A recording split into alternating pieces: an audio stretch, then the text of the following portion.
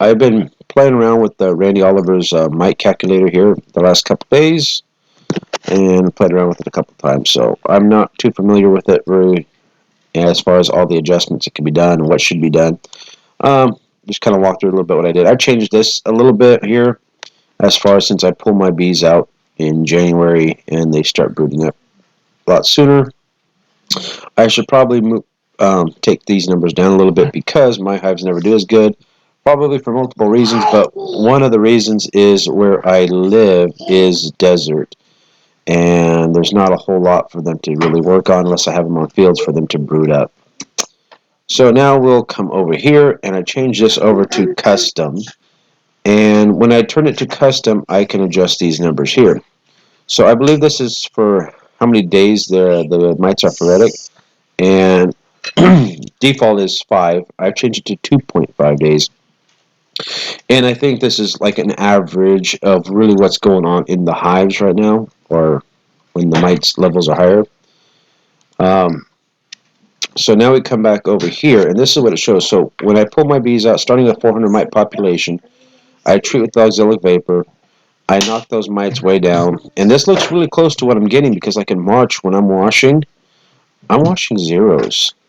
Um, And so I'm thinking that's what I'm seeing right there. And so then we have the mite climb slowly, and it looks good. And then in June, right, you're washing a 3, so 1%. You think, okay, yeah, I need to do something. I can't. I have honey supers on. And then look at that explosion that happens there. Crazy high. I do a treatment in August, and then I get low numbers. I mean, some of them wash 0. I mean, it all depends, right? But yeah, that looks about right. 2 mites, maybe even 3, right? Somewhere in there. And then I'm kind of worried, what do I need to do to get those mites down? And then look what happens. It climbs up. So in this period of time, I'm feeding pollen sub and syrup and trying to get my brood up so I have plenty of winter bees. But this is, I think, what's going on here. Now, I don't do any mite checks probably past like the second week of October. Um, I don't notice any this high right here necessarily, but I have noticed some of them kind of in that range, higher range. And I have come back and hit them again to try to knock them down on some of them, not on all my yards, just some of the yards.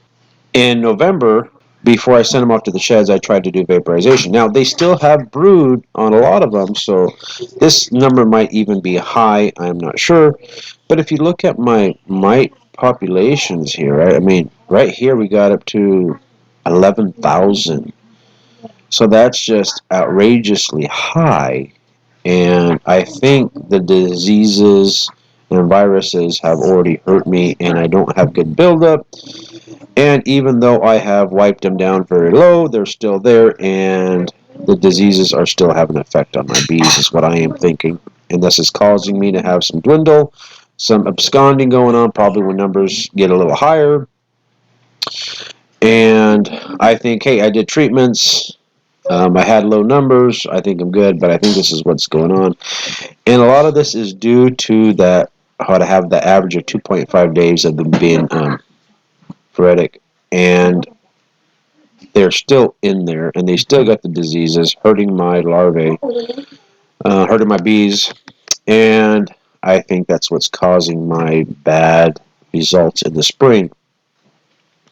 So after looking at this and trying to decide what I can do, I think the best option for me is right here in April, like the second half of April, is to go ahead and pull the brood out and put them in their own, make nukes with them, and we'll deal with those mites later on the nukes. But for the main hives, the colony that started from, if I can pull all the brood out and do mite treatments, 2 of them is what I'm hoping. So, like, I don't know if I'll do them a day apart. I would like to do them more than a day apart, but for me to do that, I will have to pull out anything that's going to be capped within the next 3 days. If I pull everything out that's capped or going to be capped here shortly, I can treat right away and then go ahead and maybe wait the next day and treat again and have pretty much nothing capped over by this point. And I think I kind of want to lean more that way, so I'm not pulling as much out of the hives. But we'll see how that goes. But look at that. So when you drop that to 90%, getting 90% treat efficacy there, we knock the mite count down, and look at that. Can't really see what is right there. Is that a 3, I think, maybe? Um, so anyways, what we are seeing there, that looks way better. Look at that mite count from 11,000 to 1,200, right? So I think the diseases will be pretty much under control, within check, and by the time they hit here, and if you are 15%, not that your mite levels have really increased beyond this, it's just that they're all coming out now. We get a good dose with the oxalic acid, same thing, we're still going to have some brood in there, but man, we drop it down to those numbers and we start with the 261 the following year. Look at that. So drop it down even more and a little more. So I think we're going to have a downhill trend here at doing it this route. But what I was even considering is actually right here. I don't know why I have that 95. That should be 90. So those are more of the numbers. What I've been considering is actually at this point doing a brood pull again and then actually doing the treatments in October,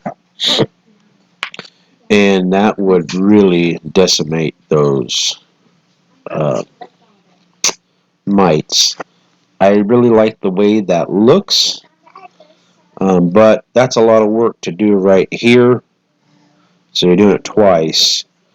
Um, I've done some kind of calculation with Randy's Oliver's nuke calculators and everything.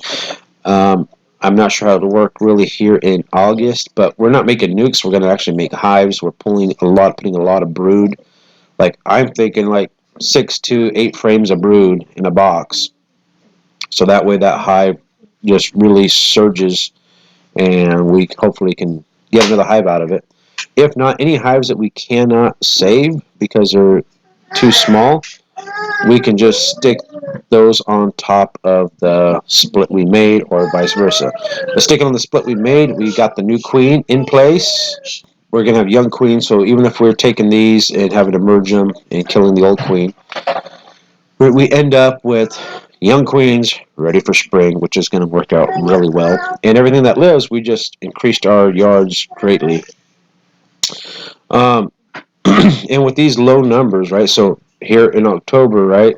If we get up to 1,000 and then we knock them down with the treatment, man, that's our viruses and diseases are going to be very minute. They're not. I don't think they're going to have much of an effect on a hive at all, and we should end up with strong hives here. But at 53 mites that survive, I mean, look at your next treatment, how that all works. And so, let's say you just do your regular treatment here in August, take that one out, you're still relatively okay. You can probably switch back and forth every year and be fine. But I don't think you can really get rid of that one. I mean, you probably could, and if you look at your mite numbers, they get kind of high here. You'd probably be okay. Um, so if you said, hey, you know what, I'm going to come in with 53, I'm not going to treat till August after I do my vaporization in the spring and then vaporization in the fall. If you did that, you'd probably be okay at the 272 the next year. But see, you're back to where you were at, but same thing. You treat here, or pull your brood and treat, and you're back down to here, and then you can decide if you're happy with that 206, because then you'd be in the same spot pretty much the next year. You can probably do it that way, but I really like the idea of pulling brood and going ahead and treating there. I mean, that looks really well. And so you're talking 3 treatments of oxalic acid. One probably like Apivar and Amitraz type treatment right here, and then another auxilic. So 4 auxilics for the year, and 1 Apivar treatment. I think that would get us through. Um, this is all in theory. This has not been tested by me, but I am for sure going to do this one this year right here, and then we'll see what we look like in August. In August,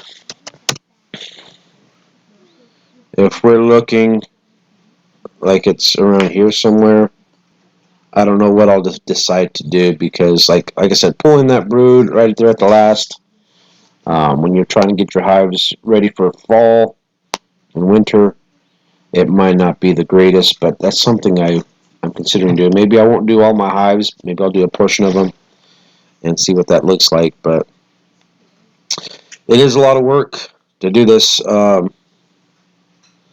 calculating out your cost per hive. It's not going to be cheap unless you can do it yourself.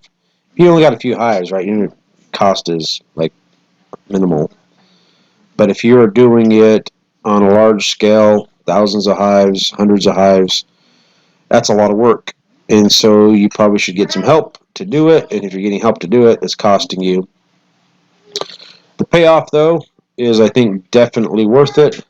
What I'm thinking is, even with that cost that you have, I think it's going to really help you keep your hives alive and create you a lot of nukes, which is very profitable too. So I think it'll put me in a good shape right there, actually. The nukes I'll be able to sell will pay for queens and will pay for the work being done. And if I still get strong enough hives to get good honey crops, I end up in a lot better position. And like right here, like I'm saying, I'm not sure here. Making extra hives always sounds good, but if you don't got no work for them, it doesn't really help you out at this point. Selling bees this time of year is not as profitable, and so you don't want to sell them this time of year. You want to be selling bees over here. Um, so those are just kind of some thoughts I have here of how things should work in theory, and then using that 2.5 heretic stage, I think, seems to line up more with what I'm seeing. Comparing that to that is already a world of difference, and I think that means hive survival, a large portion of hive survival, plenty of bees, strong, and yeah, so get rid of those mites is what we're trying to do, and I think we can accomplish it right there. But anyways, I got to get some stuff done. Not sure if this was helpful for anybody to see. Yeah, hopefully I can test this out this year and get the results I'm seeing here, and I think I'll be happy with it. So anyways, hope to catch you guys on the next video. Thanks for watching. I appreciate it. Subscribe if you haven't, and give this video a like if you enjoyed watching it. I will see you guys in the next video. See you later. Bye.